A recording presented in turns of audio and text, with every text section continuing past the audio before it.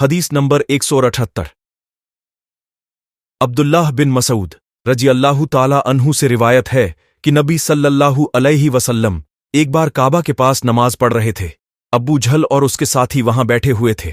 وہ آپس میں کہنے لگے، تم میں سے کون جاتا ہے کہ فلاں قبیلہ کی اونٹنی کی بچے دانی لے آئے، جسے وہ سجدہ کی حالت میں محمد صلی اللہ علیہ وسلم کی پیٹھ پر رکھ دے۔ چونانچہ ایک بدبخت اٹھا اور اسے اٹھا لایا۔ پھر دیکھتا رہا جب نبی صلی اللہ علیہ وسلم سجدے میں گئے تو اس نے اسے آپ کے دونوں کندھوں کے بیچ پیٹھ پر رکھ دیا۔ میں یہ سب کچھ دیکھ تو رہا تھا لیکن کچھ نہ کر سکتا تھا۔ کاش کہ مجھے حفاظت حاصل ہوتی۔ پھر وہ ہنستے ہنستے ایک دوسرے پر جا گرنے لگے۔ رسول اللہ صلی اللہ علیہ وسلم سجدے ہی میں پڑے رہے، اپنا سر نہیں اٹھایا، یہاں تک کہ فاطمہ رضی اللہ تعالی عنہا آئیں اور آپ کی پیٹھ سے اسے اٹھا کر پھینک دیا۔ تب آپ نے اپنا سر مبارک اٹھایا اور 3 بار یوں بددعا کی کہ اے اللہ قریش سے بدلہ لے۔ رسول اللہ صلی اللہ علیہ وسلم کا یوں بددعا کرنا ان پر بڑا بھاری گزرا، کیونکہ وہ جانتے تھے کہ اس شہر میں دعا قبول ہوتی ہے۔ پھر آپ نے نام بنام فرمایا، یا اللہ ابو جہل سے بدلہ لے، عتبہ بن ربیعہ، شیبہ بن ربیعہ، ولید بن عتبہ، امیہ بن خلف اور عقبہ بن ابو معیط کی ہلاکت کو اپنے اوپر لازم کر۔ 7ویں آدمی کا بھی نام لیا لیکن راوی اس کو بھول گیا۔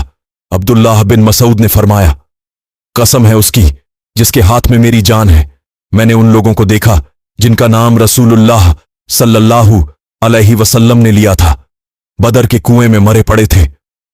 حدیث نمبر 198 انس رضی اللہ تعالی عنہ سے روایت ہے، انہوں نے فرمایا کہ نبی صلی اللہ علیہ وسلم نے ایک بار نماز کی حالت میں اپنے کپڑے میں تھوکا۔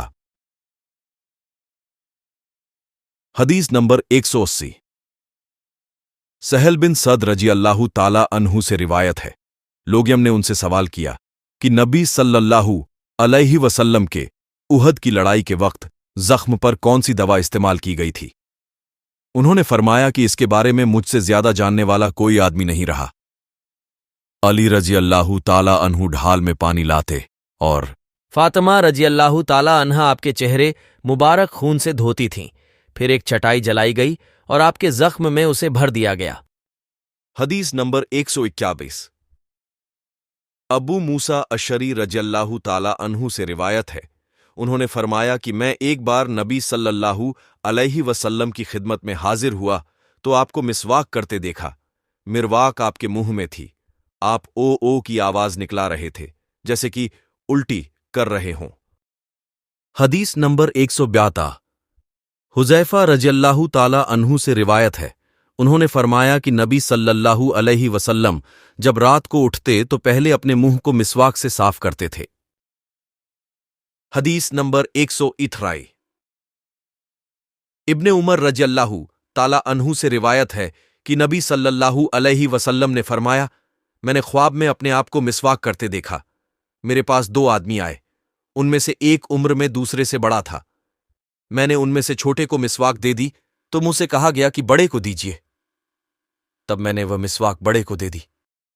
حدیث نمبر 184 برا بن عازب رضی اللہ تعالی عنہ سے روایت ہے، انہوں نے کہا کہ نبی صلی اللہ علیہ وسلم نے مجھ سے فرمایا، جب تم اپنے بستر پر جاؤ تو پہلے نماز کی طرح وضو کرو اور اپنے دائیں پہلو پر لیٹ کر یہ دعا پڑھو، اے اللہ تیرے ثواب کے شوق میں اور تیرے عذاب سے ڈرتے ہوئے میں نے اپنے آپ کو تیرے حوالے کر دیا اور تجھے ہی ٹھکانہ دینے والا بنا لیا۔ تجھ سے بھاگ کر کہیں پناہ نہیں مگر تیرے ہی پاس۔ اے اللہ میں اس کتاب پر ایمان لایا جو تو نے اتاری اور تیرے اس نبی پر یقین کیا جسے تو نے بھیجا۔ اب اگر تو اس رات مر جائے تو اسلام کے طریقے پر مرے گا، نیز یہ دعا سب باتوں سے فارغ ہو کر پڑھ۔ حضرت برا رضی کہتے ہیں کہ میں نے یہ کلمات آپ کے سامنے دہرائے جب میں اس جگہ پہنچا، آمنتو یہ کتاب کلجی انجلتا، اس کے بعد میں نے رسول کا کہہ دیا۔ آپ نے فرمایا نہیں بلکہ یوں کہو وہ نبی کلجی ارسلتا۔